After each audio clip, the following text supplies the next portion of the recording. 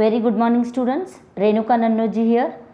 10th standard students, power sharing lesson we have already started.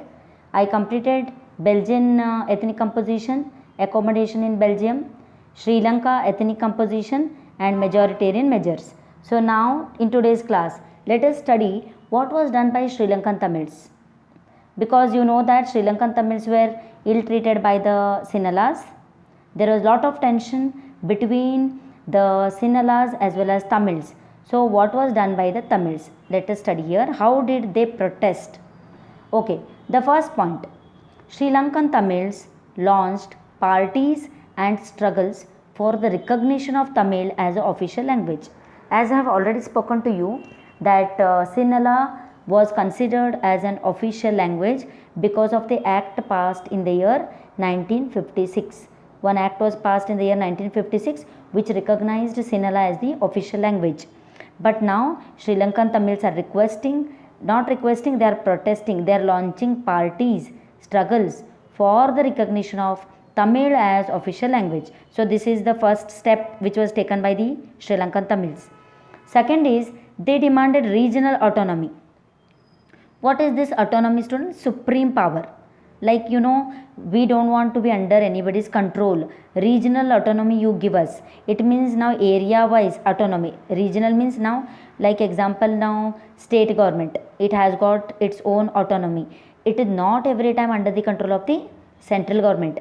I know that central government supervises the state government, but still sometimes many decisions are taken by the state government. That shows that regional autonomy is there. Some authority is there, right? So the same way Tamils wanted regional autonomy. They never wanted to be always under the control of Sinhalas. They wanted to take their decision. They wanted to do the welfare of the Tamils. So they demanded regional autonomy. Second point. Now third, they demanded to secure education and jobs, because you know that in the universities, if any Sinhala applicant is applying, recognition is given to him than the Tamil applicant. So there is a discrimination. So now what is request of the Sri Lankan Tamils? If we are applying for the admission, we also should be given equal importance. And even related to government jobs, like one efficient Sri Lankan Tamil is there. Okay, one Sinhala is there. Don't give only importance to Sinhala person, but the applicant of Tamil linguistic group also should be given importance. So like this, they demanded to secure education as well as job opportunities in Sri Lanka. These were the demands of Sri Lankan Tamils. But here students, these demands were rejected. Nobody gave approval to these demands. Their demands were not satisfied. So what happened is, by 1980, political organizations were formed by the Tamils demanding independent Tamil Eelam. Eelam is nothing but state, students. Tamil Eelam, it is Tamil state. So what was the demand of Sri Lankan Tamils?